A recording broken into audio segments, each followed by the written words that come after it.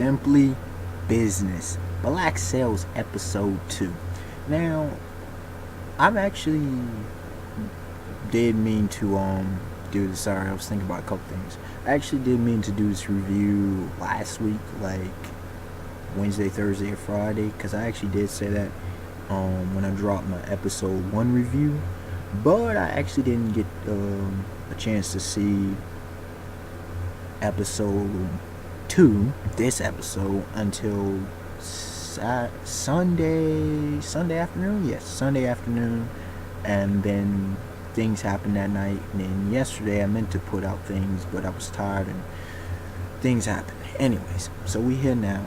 And first and foremost, I got to say what I should have said in the episode 1 review. I think I was concentrating on a bunch of other elements. But yo, that theme song, the theme song for Black Sales, yeah, that's one of the best theme songs I have ever heard. That intro song is just beastly. It's badass. It gets you right. It gets you hyped. It's like, it brings you into the show. Now, for the actual episode itself, I gotta say it's much better.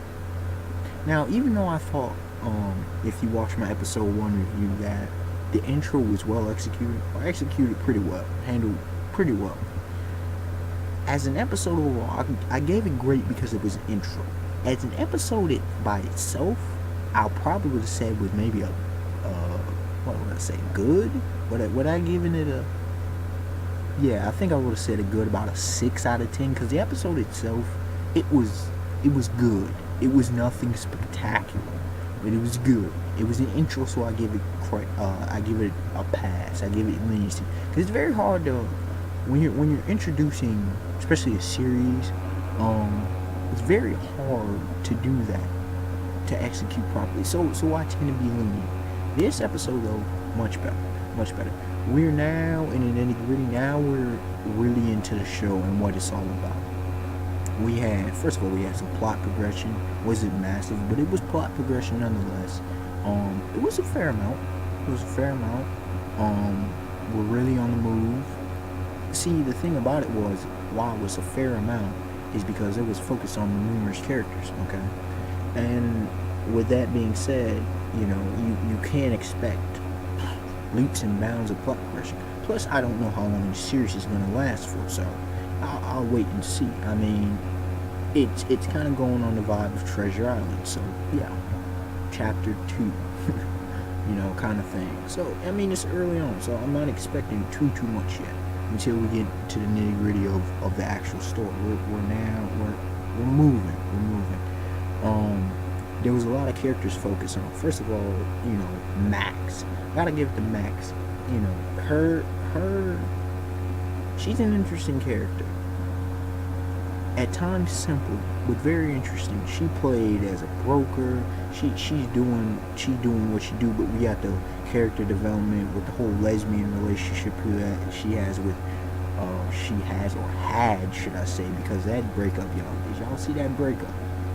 That was pretty realistic, and it shows you the whole thing about females, but I'm not gonna get into that with this one in this video. But she was about getting things done for her, and she wanted to be with Miss Eleanor Guthrie, and she. How do I describe Max's character? I would describe it as her being knowledgeable, quite knowledgeable. Her being cunning in a way, not too cunning, but quite cunning. Her being about what she is, her being honest. Her being, this is what you get. What you see is what you get. Not as in a blunt, as in a stupid manner, but what you see is what you get. She's not, there's no shady stuff behind her. There's no, she's about what she is. And you gotta respect that in the character. Now with Miss Eleanor Guthrie, a lot of characterization. A lot of character development. We got characterization, some character development with Max, but a lot of character development, a lot of characterization. She is arguably the focus of this episode. I mean, first of all, I gotta say she is attractive. Gotta put that out there. There was that scene, early on. She about that business. She about that money. We got Scott. He got a good amount of characterization in this episode as well. Her black retainer. Scott explained about her mother, her father, leaving the dude who's almost dead on Flint's ship. Her mother, I guess, died, if I'm not mistaken, if I remember correctly, died or something along those lines. We got more into the mindset of how she's about that business, that decision she made about that business, and she's built this endeavor. Even though her father created the company, so to say, she's really built it to the level that it's at. She's built this, so she's a bit, she wants to hold on to that. She holds on to the past a bit, not unreasonably, but she's about that business, okay? She's about business, as her explanation with Captain Charles, I forget his name, but the captain of the Ranger, okay? He had some interesting thing with this episode as well.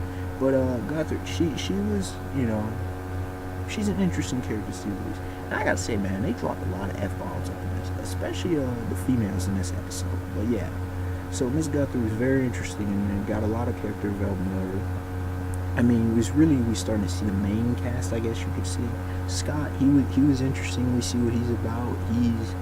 He's a quite cautious fellow, which is nice to see. That incident, I gotta say, with Captain Charles, Mr. Rash, Mr. Impulsive, does what he does. We saw that part where he was with his dude and with trying to get John Silver, and then also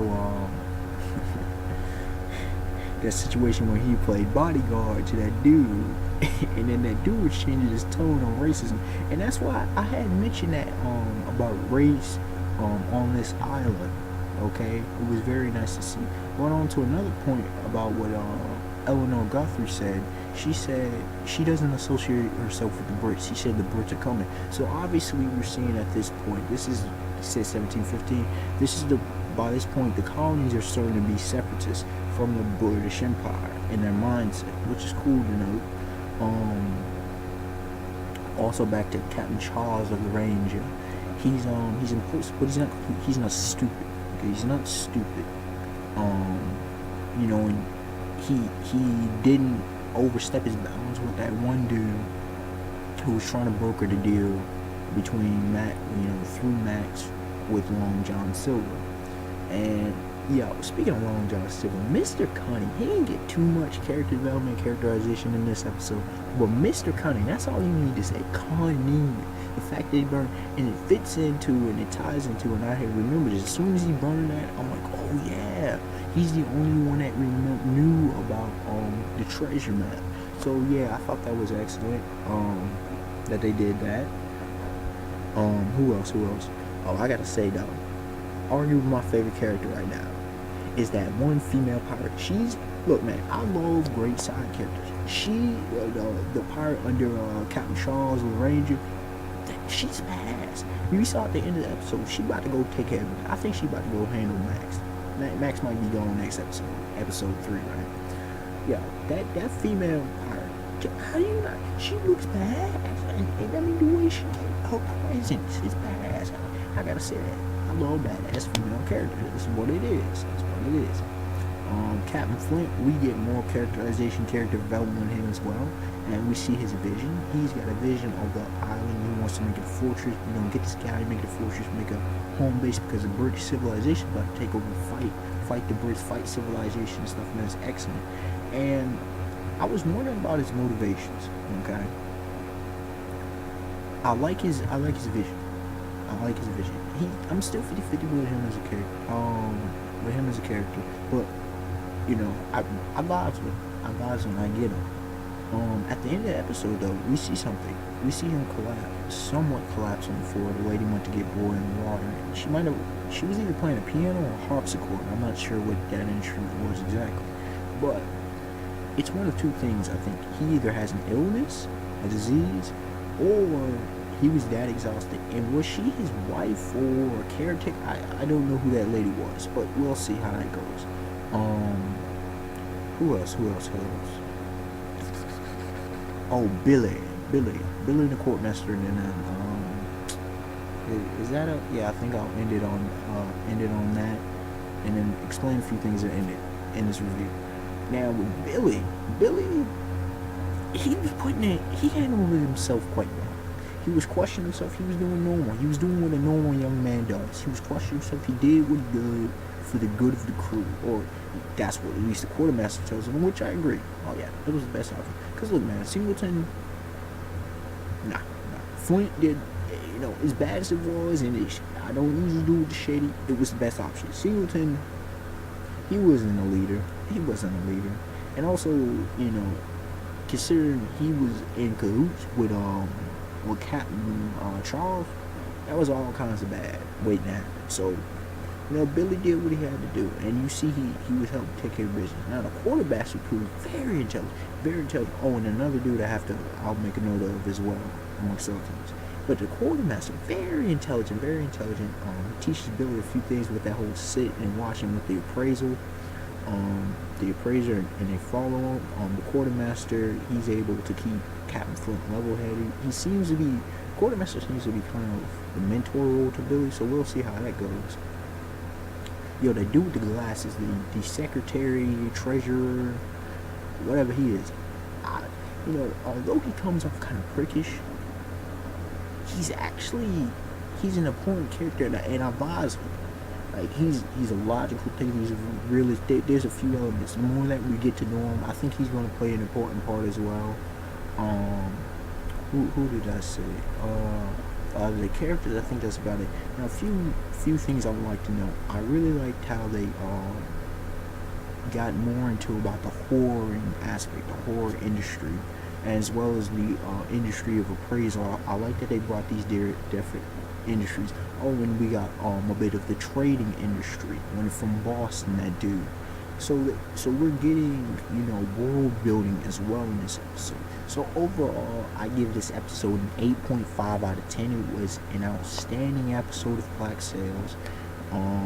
Like I said, the plot progression, it was a fair amount, but it was nothing spectacular. We got a lot of dealing with the character.